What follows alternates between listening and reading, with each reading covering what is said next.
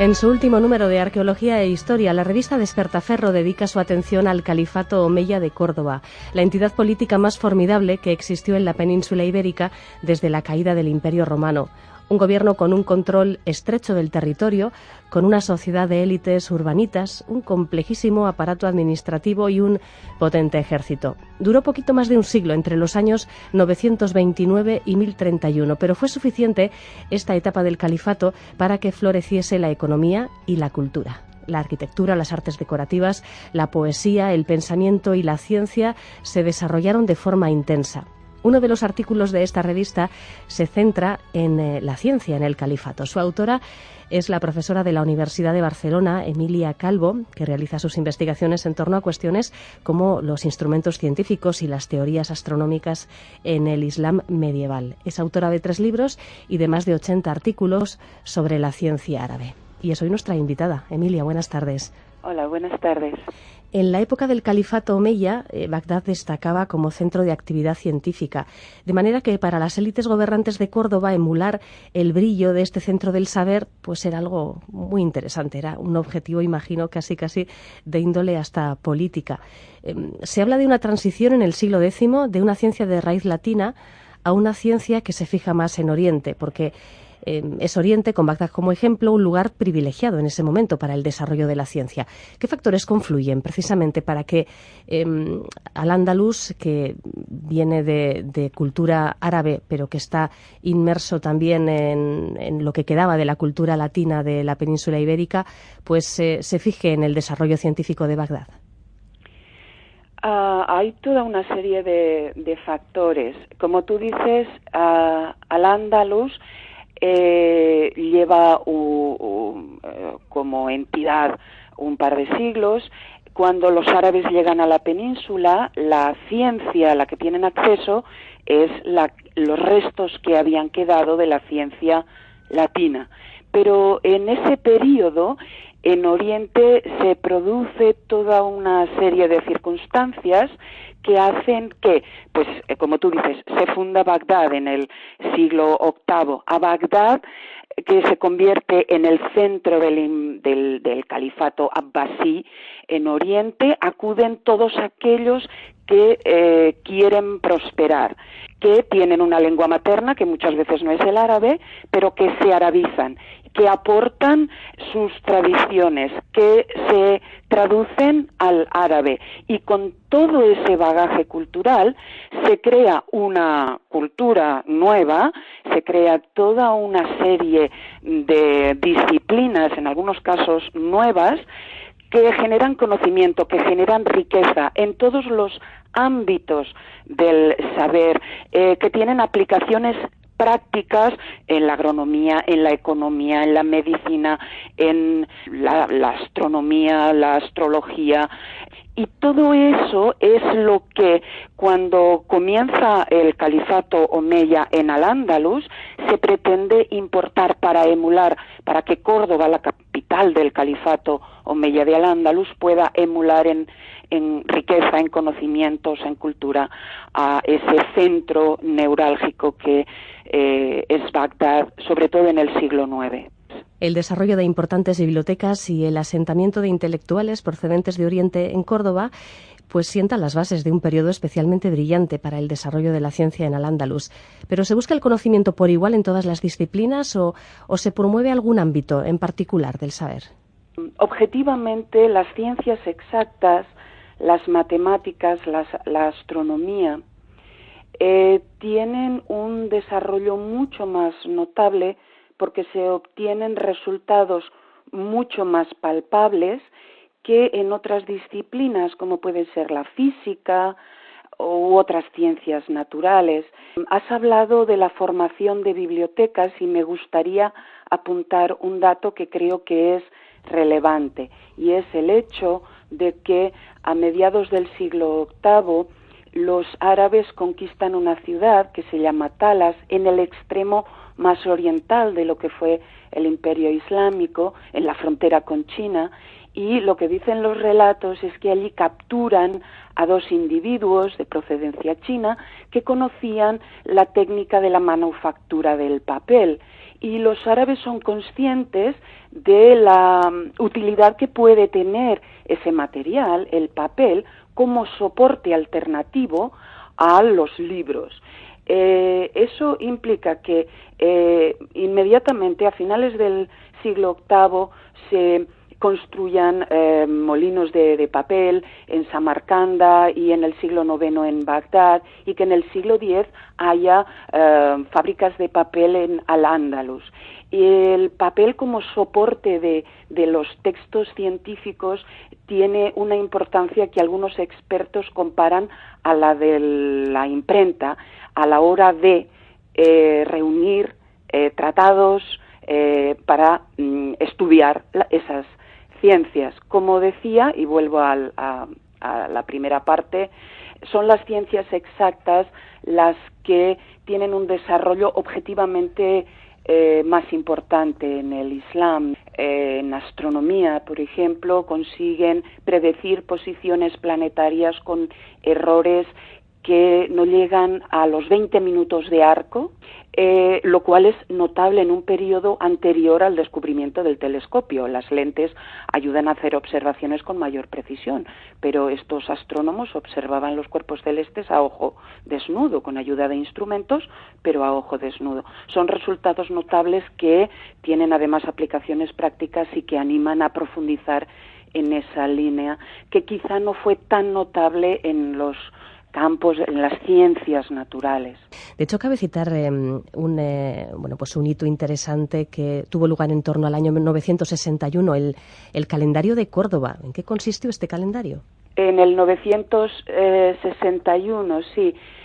Es un tratado en el que encontramos unidos, y esto es representativo de lo que fue la sociedad andalusí. La sociedad de Al-Ándalus era una sociedad mixta, una sociedad híbrida. Había cristianos, había musulmanes, y se producen obras en las que se refleja esa mezcla, que es enriquecedora. El calendario de Córdoba es el resultado de la unión de un calendario litúrgico que elabora un obispo con todas las fechas, todos los del calendario litúrgico, el santoral, la Pascua. Normalmente los obispos, no en Al-Ándalus, en general, en Oriente, tenemos también datos relativos a este interés por parte de los obispos en astronomía requerida para poder determinar la Pascua, que es una fiesta lunisolar heredada del calendario judío y que requiere de unos conocimientos astronómicos para poder determinarla cada año. Esto es lo que hace este obispo.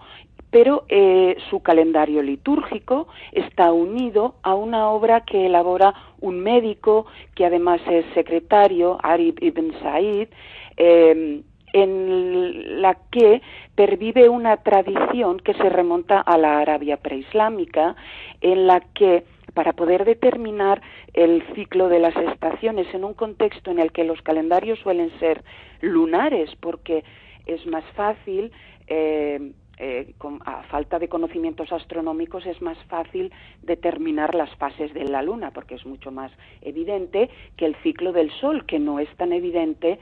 Se crea en la Arabia preislámica esa tradición de utilizar estrellas que salen y se ponen en determinados periodos del ciclo solar para poder ajustar el calendario lunar al ciclo solar. Y a lo largo de los siglos se redactan obras en esta línea.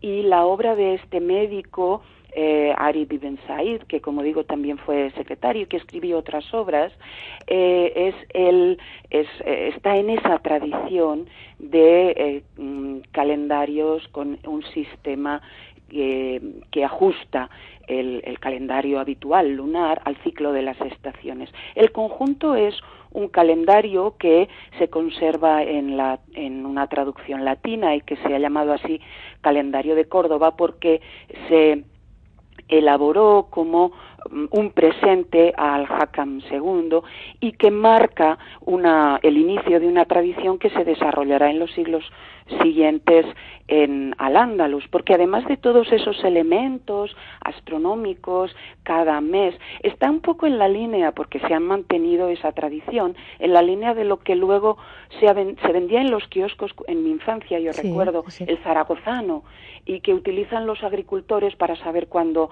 habrá luna nueva o luna llena, para saber cuándo es el momento de sembrar o de recoger determinadas plantas. Tiene una aplicación práctica evidente, pero además también recoge cuestiones de ganadería, como los ciclos de los animales, la elaboración de productos derivados de los productos agrícolas, mermeladas, etcétera, y elementos de esa tradición oriental astronómica, no científica, que perviven a lo largo de los siglos. Es muy interesante. Sí, o sea que tenemos aquí el primero de los almanaques con consejos prácticos para la vida cotidiana. Exactamente. Uh-huh. De hecho, la palabra almanaque es de origen árabe. Sí, sí. Pues a lo largo de este artículo conocemos más nombres propios de sabios que destacan en distintas parcelas del conocimiento. En matemáticas y astronomía, por ejemplo, la persona que más brilla por sus méritos es Maslama al-Mairiti, en ambos campos muy, muy relacionados, por otro lado, las matemáticas y la astronomía. ¿Qué podemos destacar de esta persona? Efectivamente, Maslama es el primer gran matemático y astrónomo. Se le llama al-Mashiriti y se supone que era originario de Mashirit, que es el nombre árabe de Madrid. De hecho, Madrid es una ciudad es una ciudad árabe en su origen, aunque tampoco tenemos muchos datos al respecto. De hecho, él trabajó prácticamente toda su vida en Córdoba. Parece ser que comenzó como matemático dedicándose a lo que se llama aritmética comercial, es decir, los cálculos necesarios para el comercio, los préstamos con su interés, etcétera. Todos los conocimientos que ha de tener un matemático para llevar a cabo esos cálculos. Pero es también el primero del que tenemos documentadas observaciones de estrellas que astrónomos posteriores citan y dan los valores que obtuvo en esas observaciones de la longitud de determinadas estrellas brillantes. Trabajó como matemático, trabajó como astrónomo y además, y esto es algo habitual, también trabajó como astrólogo. Fue astrólogo de Al-Mansur. Y otra de las es que tiene muchas vertientes su actividad. Uh-huh. Vivió en una época en la que llega una embajada de Bizancio y entre los presentes hay un ejemplar de una obra muy importante, una obra que es la materia médica, que había escrito Dioscórides, un botánico de la corte de Nerón, Dioscórides Anazarbo, una obra que estaba escrita en griego. El emperador bizantino envía a un monje, el monje Nicolás, que forma helenistas que pudieran trabajar con esa obra, entre ellos Maslama y otros, como el médico Ibn Juljul. Y no hicieron una nueva traducción de esa obra porque ya existía una traducción oriental. Lo que hicieron fue revisar esa traducción, que era defectuosa porque las plantas suelen tener nombres locales. En cada lugar la misma planta puede recibir un nombre diferente. Y puesto que tenía una aplicación medicinal, el traductor oriental, que se llamaba Istifán ibn Basil, es decir, Esteban hijo de Basilio, no era árabe, uh-huh. Dejó algunas de estas plantas sin traducir porque evidentemente aplicar una planta equivocada podía tener a la medicina, podía tener consecuencias. Por tanto, la traducción oriental no estaba completa y lo que hicieron los médicos y helenistas que formó el monje Nicolás fue revisar esa traducción. Esa formación helenística permite a Maslama trabajar con obras astronómicas en griego, como el astrónomo más conocido de la antigüedad es Ptolomeo, un astrónomo alejandrino del siglo II. Algunas de las obras de Ptolomeo fueron revisadas también por Maslama y corregidas, o, por ejemplo, hay una obra que se llama Planisferio que Maslama revisa y a la que añade algunos capítulos. Es una obra en la que, como el nombre ya indica, lo que se explica es cómo aplanar la esfera, cómo proyectar la esfera celeste sobre un plano. Es una información de tipo teórico, pero tiene una aplicación práctica: construir instrumentos astronómicos planos con los que poder hacer cálculos relativos a la esfera. Y eso es importante porque aunque hay instrumentos astronómicos esféricos, no son muy fáciles de transportar. Claro. Mientras que un instrumento plano es más fácil de transportar y eso permite llevarlo de un lugar a otro. Otra de las grandes virtudes de Maslama es que creó escuela. Tuvo toda una serie de discípulos que a su vez generaron también discípulos. En el ámbito de la medicina tenemos al coautor del calendario de Córdoba que citabas antes, autor de un libro sobre obstetricia, el primer tratado realmente de obstetricia que se conoce, Sí. El libro de la generación del feto, y también a un médico muy muy relevante, cuyo nombre en árabe casi te lo voy a dejar a ti, pero que en Europa es conocido como Albucasis, uno de los médicos más destacados de la historia del Andalus.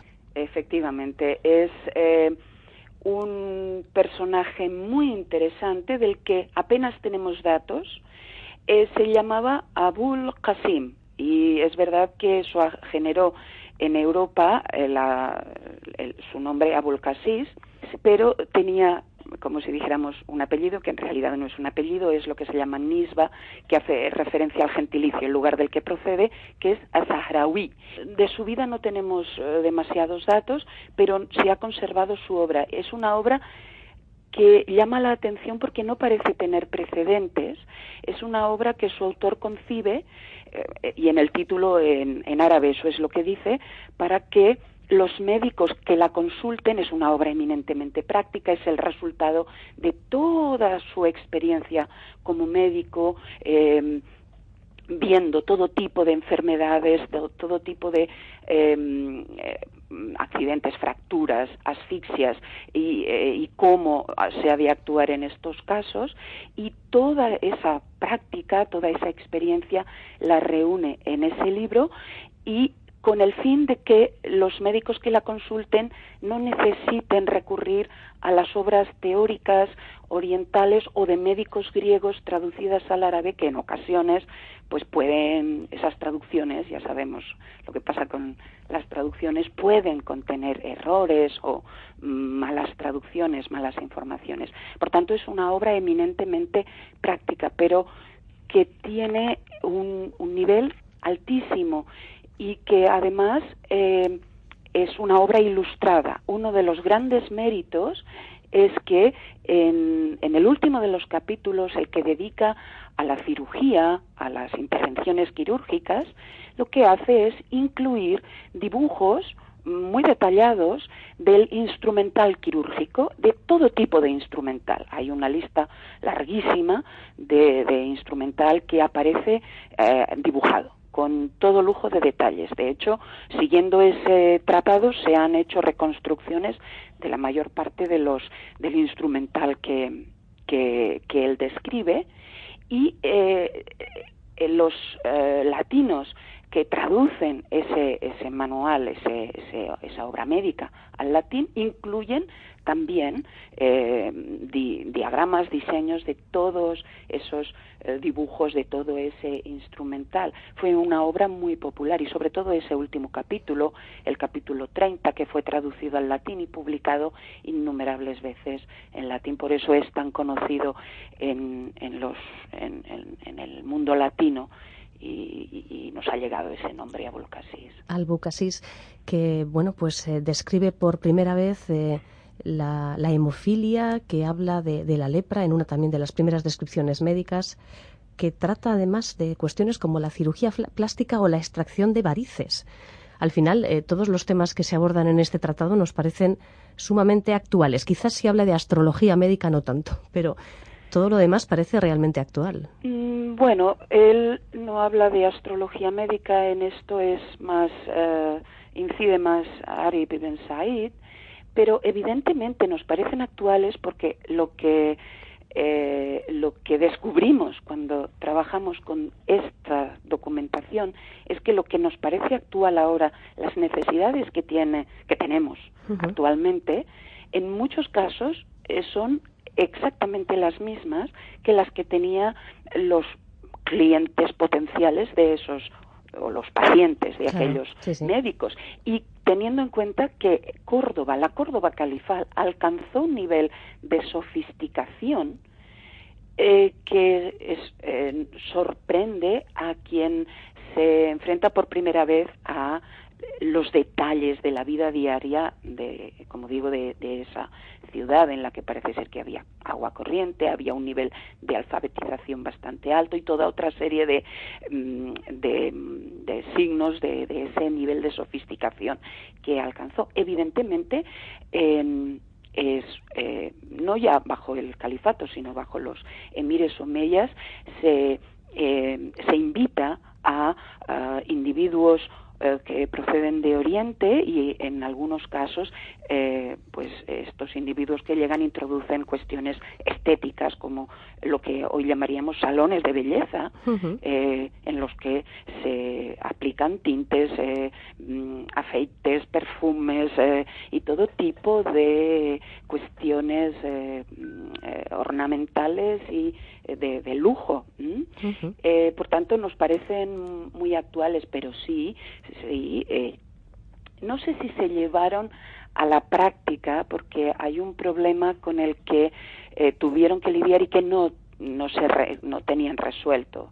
Las condiciones de sepsis, de asepsia, para poder llevar a cabo determinada cirugía. Conocían la teoría, pero lo que los expertos no tienen tan claro es que algunas de estas operaciones se pudieran llevar a la práctica con un éxito siempre, debido a que no tenían resuelto el problema de la asepsia, pero sí que conocen las cuestiones teóricas y por tanto sí hay operaciones que no son centrales, que no afectan a órganos centrales, sino más bien pues periféricas, en los brazos, en las piernas, o cuestiones periféricas que sí que podían realizar con un cierto éxito. Sí. En el año 1031 decíamos que se desintegra el califato y un estado fuerte y muy centralizado da paso en el siglo XI a los reinos de taifas, 20 pequeños estados dirigidos por caudillos locales, podemos citar Almería, Murcia, Toledo, Tortosa, Valencia, en fin. Durante su apogeo, además de competir militarmente, sus dirigentes muestran interés en continuar desarrollando la cultura. Entonces, artistas, poetas y científicos viven en este momento de inestabilidad política, sin embargo, una época dorada. ¿Por qué es el periodo de taifas el momento de máximo apogeo de la cultura andalusí, incluido también el desarrollo científico? Aparentemente es paradójico, pero hay que pensar que en el momento en el que se establecen las taifas y vuelve momentáneamente a la normalidad, cada una de estas taifas intenta emular el prestigio, y la actividad científica, la actividad cultural y el prestigio que esa actividad conlleva, y en algunos casos también los beneficios económicos que los logros científicos generan, y que es un factor importante. Pero es que además hay toda una tradición que continúa. Como he dicho antes, los discípulos de Maslama, en el momento de la caída del califato, se ven en la necesidad de emigrar buscando mecenas, buscando a alguien que financie sus actividades científicas, y esto es lo que hacen. Uno de ellos va a Denia, otro va a Córdoba, otro va a Granada, y allí continúan esa actividad científica al margen de la situación política. En Toledo se da la circunstancia de que hay un juez originario de Almería, que se llama Said al-Andalusi, que está muy interesado por la ciencia. De hecho, conservamos una obra suya que podría ser una de las primeras historias de la ciencia, en donde recoge las biografías de individuos que se dedican a las ciencias y que bajo el gobernante, el monarca de la taifa, reúne un círculo de matemáticos y astrónomos que son los que dan lugar a lo que se ha conocido como el siglo de oro de las ciencias en Al-Ándalus, y en donde destacan matemáticos y sobre todo astrónomos como probablemente el más innovador de los científicos, de los astrónomos en Al-Ándalus, el que se conoce como su nombre latinizado es Azarquiel, que crea un sistema astronómico, un modelo de astronomía teórica nueva que lleva a cabo observaciones de las estrellas, de los planetas. Es un grupo que elabora lo que luego se conoce como las tablas toledanas, que estuvieron en uso hasta que Alfonso X patrocinó la creación de un nuevo corpus de tablas astronómicas.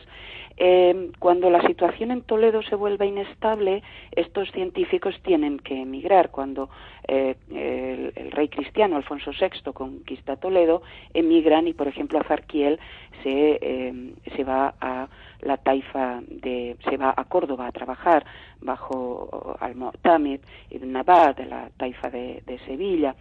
Es decir, lo que se genera en este momento es una proliferación de pequeños centros en los que los científicos siguen realizando su actividad. Y tenemos el caso muy interesante en la taifa de Córdoba, el heredero de Al-Muqtadir, de los Banu Hud. Al-Muqtadir es el que construyó la aljafería, pues el que sería su heredero, Al-Mu'taman, que gobernó entre el 1081 y el 1085, cuando era príncipe elabora una obra de matemáticas de la que se han encontrado hasta el momento únicamente algunos fragmentos y la parte de geometría completa. Los que la han estudiado consideran que es una obra muy madura, que mejora los tratados matemáticos de geometría orientales. Las demostraciones en términos de los matemáticos son más elegantes porque requieren de menos pasos en el proceso de demostración, y da una idea del nivel alcanzado en esa época. Es decir, lo que se recoge en el siglo XI, a pesar de la debilidad política, es el resultado de esa actividad llevada a cabo en el siglo X, que madura y que se amplía y profundiza en el siglo XI, pero no solo en el siglo XI, porque en el siglo XII tenemos también una generación de médicos, filósofos y algunos de ellos además matemáticos y astrónomos que también alcanzan un nivel altísimo y de hecho son conocidos también a nivel mundial, las figuras de Averroes, sí, o Abentofail, quizá menos conocido, o Abenpace, que como digo, no solo son filósofos de gran talla, sino médicos de corte y en algunos casos también astrónomos. Uh-huh. Y a lo largo de estos 3 siglos citados, los avances que o bien se importan desde Oriente o se desarrollan desde sus inicios en Al-Ándalus, ¿tienen eco en la Europa cristiana? Por supuesto, está el interés por los resultados de la ciencia elaborada en Oriente y en Al-Ándalus comienza muy temprano en la península. Tenemos traducciones latinas llevadas a cabo en el siglo X de textos matemáticos y astronómicos árabes, y algunas de ellas realizadas probablemente en la zona de Barcelona. Y tenemos un ejemplo, probablemente no es el único, pero es del que tenemos más datos, de un monje originario del sur de Francia, de Aurillac, que se llamaba Gerberto, que viene a estudiar con el obispo de Vic a finales del siglo a mediados del siglo X, y que allí entra en contacto con cuestiones como el sistema de numeración de posición, el sistema decimal que seguimos utilizando actualmente, con el astrolabio, con el ábaco, y cuando vuelve lleva con él todo ese bagaje, todo eso que ha aprendido. Además, como Gerberto terminó, después de ser abad de varias abadías, terminó siendo papa, el Papa Silvestre II, del año 1000 al 1003, su posición de prestigio hizo que ese interés se difundiera. ¿Y qué ocurre? Pues que en los siglos siguientes, en el siglo XI menos, pero en el siglo XII hay toda una serie de individuos procedentes de Europa que vienen a la península, que aprenden árabe y que traducen textos árabes, en algunos casos textos que habían sido traducidos del griego, en otros obras redactadas por autores árabes, las traducen al latín. Sobre todo en el siglo XII, y se conoce muy bien esa actividad en Toledo. Seguramente los oyentes han oído hablar de la Escuela de Traductores de Toledo, que encuentra el material en la biblioteca de los monarcas de taifas una vez conquistada la taifa de Toledo. Uh-huh. Pero algo parecido ocurre en Zaragoza también. Cuando se conquista la taifa de Zaragoza, la biblioteca de los Banu Hud, que termina en Rueda de Jalón, que es a donde van a parar estos monarcas, esta familia, la tiene a su disposición el obispo Miguel de Tarazona y encarga a algunos de sus religiosos que aprendan árabe y traduzcan algunos de esos textos al latín. Esta actividad en el Valle del Ebro, porque se produce en la zona de Zaragoza, pero también en Barcelona, es quizá menos conocida porque se ha estudiado menos. Pero todos esos textos, una vez que se traducen al latín, se difunden por Europa. Textos, por ejemplo, de óptica, la óptica de Alacén, que sigue siendo la obra canónica de óptica prácticamente hasta Kepler. El libro de medicina de Albucasis, pero también el canon de el canon de medicina de Avicena, o el Contines de Races, o el Collegiate de Averroes. Son obras que se utilizan, no solo se traducen, se utilizan. Y en astronomía, obras de astrónomos como Azarquiel, que aparecen en las obras de astrónomos europeos, a veces citándolos y a veces sin citarlos. Uh-huh. Pero se siguen utilizando porque son útiles y porque mientras no tengan otros materiales que se van elaborando que mejoren esas obras, pues evidentemente los hombres de ciencia recurren a ellas. Sí, sí.